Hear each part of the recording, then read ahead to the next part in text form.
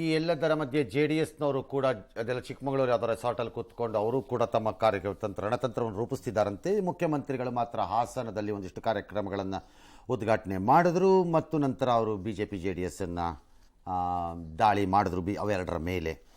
ಇತ್ತ ಶೋಭಾ ಕರಂದ್ಲಾಜೆ ವಿರುದ್ಧ ಷಡ್ಯಂತ್ರ ನಡೀತಾ ಇದೆ ಅಂತ ಯಡಿಯೂರಪ್ಪನವರು ಹೇಳಿರೋದಕ್ಕೆ CT ರವಿ ಪರೋಕ್ಷವಾಗಿ ಬಾಸ್ ಈಸ್ ಆಲ್ವೇಸ್ ರೈಟ್ ಅಂತಂದಿದ್ದಾರೆ. ಚಿಕ್ಕಮಗಳೂರು ವಿದ್ಯಮಾನದ ಹಿಂದೆ ನಾನಿಲ್ಲ ಅಂತ ಅಂದ್ಬಿಟ್ಟಿದ್ದಾರೆ. ಕೆಲವೊಮ್ಮೆ ಕಷ್ಟ. ಎಸ್ ಮಾಡ್ತೀವಿ. ಲೋಕಸಭೆಗೆ ಅಷ್ಟೊಂದು ಗೊಂದಲ ಇಲ್ಲ. ಆಮೇಲೆ ಜನ ಅವರ ಅಲಯನ್ಸ್ ಮಾಡ್ಕೊಂಡಿದಾರಲ್ಲ ಈಗ ಅನ್ಎಥಿಕಲ್ ಆಗಿ, ಅದನ್ನು ಒಪ್ಪಲ್ಲ. ಇಲ್ಲಿವರೆಗೆ ಏನ್ ಹೇಳ್ತಾ ಇದ್ರು JDSನವರು, ಯಾವ ಕಾರಣಕ್ಕೂ ಕೂಡ ಕೋಮುವಾದಿಗಳ ಜೊತೆ ಹೋಗಲ್ಲ ಅಂತ ಅಲ್ವಾ. ನಾನು ಹೇಳಿದ್ದೀನಿಲ್ಲ, ಬಾಸ್ ಈಸ್ ಆಲ್ವೇಸ್ ರೈಟ್ ಅಂತ ಹೇಳಿ. ನೀವು ಬಾಸ್ಗೆ ಏನಾದರೂ ವ್ಯತಿರಿಕ್ತವಾಗಿ ಮಾತಾಡಕ್ಕೆ ಸಾಧ್ಯ ಇದೆಯಾ? Is always right. ನಾನೆಲ್ಲೂ ಆಕಾಂಕ್ಷಿ ಅಂತಲೇ ಹೇಳದೇ ಇರೋದ್ರಿಂದ ನಾನು ಯಾಕೆ ನನ್ನ ಕಡೆಗೆ ಅವ್ರಿಗೆ ಜನರಲ್ ಆಗಿ ಹೇಳಿರೋ ಮಾತು ನನ್ನ ಕಡೆಗೆ ಹೇಳ್ಕೊಂಡ್ಲಿ.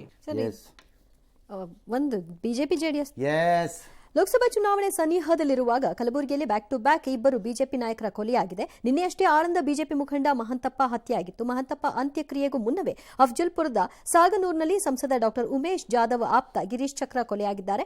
ಯುವ BJP ಮುಖಂಡನನ್ನ ಅವರ ಸ್ನೇಹಿತರೇ ಕೊಲೆ ಮಾಡಿದ್ದಾರೆ. ಕೊಲೆಗೂ ಮುನ್ನ ಗಿರೀಶ್ ಚಕ್ರಗೆ ಸನ್ಮಾನ ಬೇರೆ ಮಾಡಿದ್ದಾರೆ. ಬಳಿಕ ಊಟಕ್ಕೆ ಬಾ ಅಂತ ಜಮೀನ್ ಕರ್ಕೊಂಡೋಗಿ ಕಾರದ ಪುಡಿ ಎರಚಿ ಮಾರಕಾಸ್ತ್ರಗಳಿಂದ ಚುಚ್ಚಿ ಕೊಲೆ ಮಾಡಿದ್ದಾರೆ. ಗಿರೀಶ್ ರಾಜಕೀಯ ಏಳಿಗೆ ಸಹಿಸದೆ ಅವರ ಸಮುದಾಯದವರೇ ಸುಪಾರಿ ಕೊಲೆ ಮಾಡಿರಬಹುದು ಅನ್ನೋ ಆರೋಪವನ್ನು ಮೃತನ ಸಹೋದರ ಮಾಡ್ತಾ ಇದ್ದಾರೆ.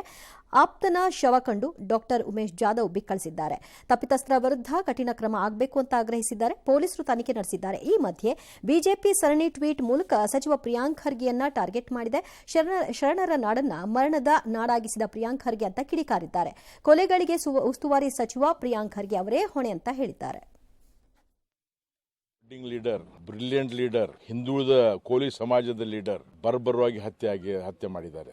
ನಿನ್ನೆ ಆಳಂದದಲ್ಲಿ ಒಂದು ಮರ್ಡರ್, ಇವತ್ತು ಬೆಳಿಗ್ಗೆ ಕಲಬುರಗಿಯಲ್ಲಿ ಲಾ ಅಂಡ್ ಆರ್ಡರ್ ಏನಾಗ್ತಾ ಇದೆ ಗೊತ್ತಾಗ್ತಾ ಇಲ್ಲ. ನಾವು ಏನು ಸಂದೇಶ ಕೊಡ್ತಾ ಇದೀವಿ ಮುಂದಿನ ಪೀಳಿಗೆ ಗೊತ್ತಾಗ್ತಾ ಇಲ್ಲ. ನಮ್ಮ ಗಿರೀಶ್ ಚಕ್ರಗೆ ಆತ್ಮಕ್ಕೆ ಶಾಂತಿ ಸಿಗಲಿ. ಮಗನ್ಕಿಂತ ಜಾಸ್ತಿ ಇದ್ದವನಿಗೆ ನಾವು ಕಳ್ಕೊಂಡಿದೀವಿ.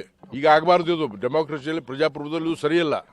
ಉದ್ದೇಶ ಒಂದು ಮೈಂಡ್ ಸೆಟ್ಟೇ ಒಂಥರ ಸೈಕೋ ಥರ ಸರ್. ಅವು ಏನು ಡೀಟೇಲ್ ಏನು ಹೇಳಿಲ್ಲ. ಬರೀ ಡೀಲ್ ಬಂದೈತಿ, ಒಂದು ಗ್ಯಾಂಗ್ ಐತಿ. ಗ್ಯಾಂಗ್ದು ಕೇಳಿದೆ ಯಾವ ಕಡೆ ಇದು ನಿಮ್ಗೆ ಗೊತ್ತಿಲ್ಲ ಅಂತಂದ. ಗೊತ್ತಿಲ್ಲ ಅಂದ್ರೆ ನಾನು ಅಷ್ಟೇ ಬೈದೆ. ಭಯನ ಅದು ಬಿಟ್ಟು ನಾನು ಕನಸಿನಲ್ಲಿ.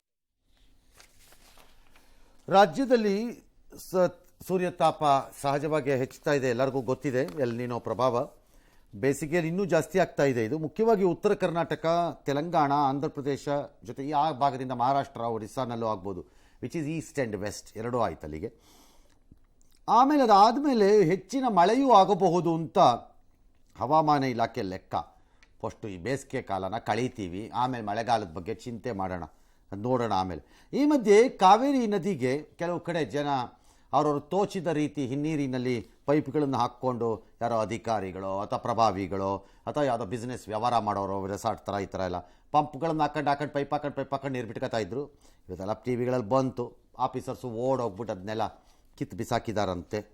ಕ್ರಮ ಏನು ಮಾಡಿದಾರೋ ಬಿಟ್ಟಿದ್ದಾರೋ ಗೊತ್ತಿಲ್ಲ. ಈ ಮಧ್ಯದಲ್ಲಿ ಶ್ರವಣ ದೋಷ ಹೊಂದಿದ ಪ್ರತಿಭಾವಂತಿಯ ಲ್ಯಾಪ್ಟಾಪ್ ಕನಸನ್ನ ಪಬ್ಲಿಕ್ ಟಿವಿಯ ಬೆಳಕು ಕಾರ್ಯಕ್ರಮದ ಮೂಲಕ ನನಸು ಮಾಡಲಾಗಿದೆ. ಹಾವೇರಿ ಜಿಲ್ಲೆ ಬ್ಯಾಡಗಿ ತಾಲೂಕಿನ ಯರವಾಡಿ ಗ್ರಾಮದ ನಿವಾಸಿ ಮಧು ಕಾರಗಿ ಅವರಿಗೆ ಚಿಕ್ಕ ವಯಸ್ಸಿನಲ್ಲೇ ಶ್ರವಣ ದೋಷ, ದೃಷ್ಟಿ ದೋಷ ಕಾಡಿತ್ತು. ಆದರೆ ಇದ್ಯಾವುದೂ ಮಧು ಅವರ ಓದಿಗೆ ಅಡ್ಡಿ ಬರಲಿಲ್ಲ. SSLC, PUC ಡಿಗ್ರಿಯನ್ನ ಪ್ರಥಮ ದರ್ಜೆಯಲ್ಲಿ ಅವರು ಪೂರ್ಣ ಮಾಡಿದ್ದಾರೆ. ಸದ್ಯ MA ಓದ್ತಾ ಇದ್ದಾರೆ. ಈಗ ಲ್ಯಾಪ್ಟಾಪ್ ಕನಸನ್ನ ಹೊತ್ತು ಪಬ್ಲಿಕ್ ಟಿವಿಯ ಬೆಳಕು ಕಾರ್ಯಕ್ರಮಕ್ಕೆ ಬಂದಿದ್ರು. ಫೆಬ್ರವರಿ 16ನೇ ತಾರೀಕು ಕಾರ್ಯಕ್ರಮ ಪ್ರಸಾರ ಆಗಿತ್ತು. ಈಗ ಅವರಿಗೆ ಲ್ಯಾಪ್ಟಾಪ್ ತಲುಪಿಸಲಾಗಿದೆ. ಖುಷಿಯನ್ನ ಹಂಚಿಕೊಂಡಿದ್ದಾರೆ. ಟಿವಿಲಿ ಬೆಳಕೋ ಕಾರ್ಯಕ್ರಮದ ಮೂಲಕ ತರಿಸಿ ರಂಗನಾಥ್ ಸರ್ ಅವರು ನನಗೆ ಲ್ಯಾಪ್ಟಾಪ್ ನೀಡಿದರು. ಸಾಹಿತ್ಯದ ವರ್ಕೆ, DTP, ಬುಕ್ ಡಿಸೈನ್ ಮತ್ತು ಮುಖಪುಟ ಡಿಸೈನ್ ಎಲ್ಲದಕ್ಕೂ ತುಂಬ ಹೆಲ್ಪ್ ಆಗ್ತೈತಿ. ಬೆಳಕೋ ಟಿವಿಯ ಮೂಲಕ ಕರೆಸಿ ಲ್ಯಾಪ್ಟಾಪ್ ಕೊಟ್ಟಿದ್ದಕ್ಕಾಗಿ ರಂಗನಾಥ್ ಸರ್ ಅವರಿಗೆ ಧನ್ಯವಾದ.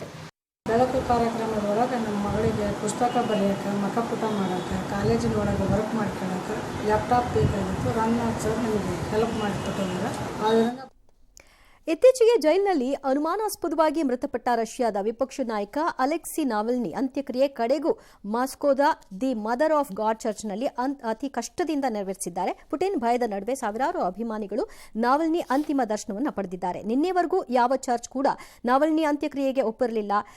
ಶವವನ್ನು ಸಾಗಿಸಲಿಕ್ಕೂ ಕೂಡ ಯಾವ ಚಾಲಕರು ಮುಂದಾಗಲಿಲ್ಲ. ಇನ್ ಕೇಸ್ ಯಾರಾದರೂ ಮುಂದಾಗಿದ್ರೂ ಕೂಡ ಬೆದರಿಕೆ ಕರೆಗಳು ಬರ್ತಾ ಇದ್ವಂತೆ.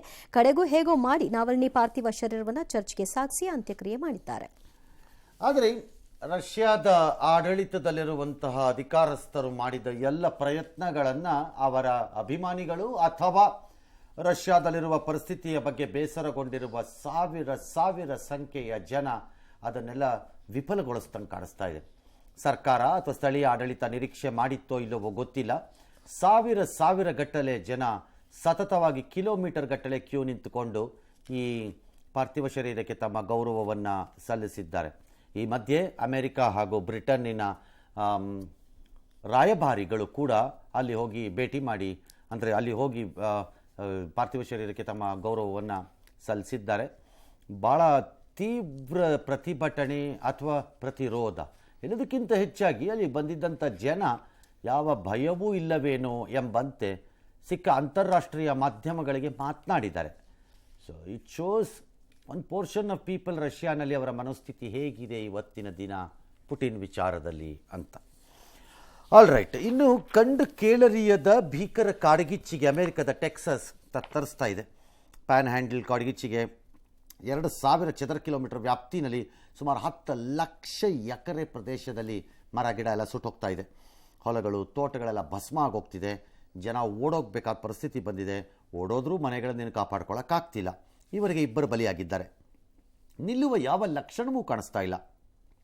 ಪಕ್ಕದ ಒಕ್ಲಹಾಮಾದಲ್ಲಿ ಕೂಡ 32,000 ಎಕರೆ ಅರಣ್ಯಕ್ಕೆ ಪ್ರದೇಶಕ್ಕೆ ಬೆಂಕಿಗೆ ಬಿದ್ದು ಅದು ಕೂಡ ಆಹುತಿ ಆಗೋಗಿದೆ. 1980ರ ನಂತರ ಇದೇ ಅತಿ ದೊಡ್ಡ ಕಾಡ್ಗಿಚ್ಚು ಅಂತ ಬಣ್ಣಿಸ್ತಾ ಇದ್ದಾರೆ ಎಲ್ಲರೂ.